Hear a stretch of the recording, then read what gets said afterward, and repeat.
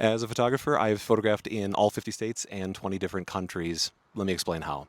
I've been a photographer for the last 15 years, and I'm going to continue my series on Tuesday Tips, where I'm going to talk to photographers and clients about just some of the best ways to have the best possible sessions. As you can see, I'm not in Wisconsin right now, which is my home state. I'm in the mountains in Colorado. We're up at about 7,000 feet right now. It's absolutely gorgeous location. As you can imagine, there's mountains everywhere, which makes shoots very easy.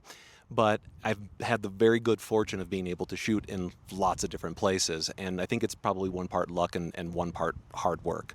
The way that you can do this as a photographer is one, I think the hard work needs to be enforced, right? You have to really think about this idea that you are going to be putting in a lot of additional time. There's travel, there's logistics, there's all that stuff. You got to figure out your cost of goods sold and how much it's going to cost for you to go and go to these different locations. But I think also you have to understand that your home base location looks very different than other parts of the country. So where I'm in Wisconsin, we've got farm fields, red barns, it's relatively flat.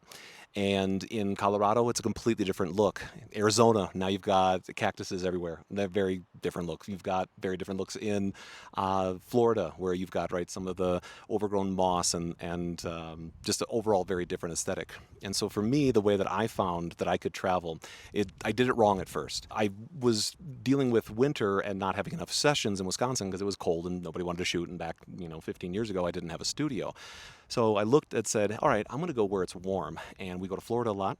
I'm going to go ahead and shoot in Florida. And because we had gone there a lot for family vacations, I was able to pick up maybe one or two people that were there. And, it was a little extra money on the side.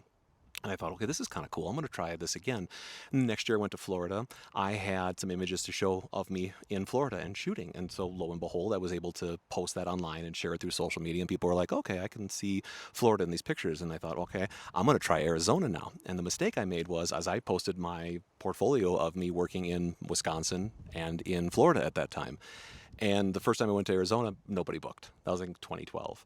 And I still went because I had booked the trip, and I put out a model call, and I ended up doing a couple of free sessions in the desert. So now in my portfolio, I've got images of me having shot in Arizona. So the next year when I posted online, hey, I'm going to Arizona, now I could show families and seniors and everything else in Arizona and that look. And it kind of grew from there. So the first time you go to a location, you may have to do it pro bono or you may have to do it for a reduced model rate. But then you're going to have in your gallery some of these other cooler locations.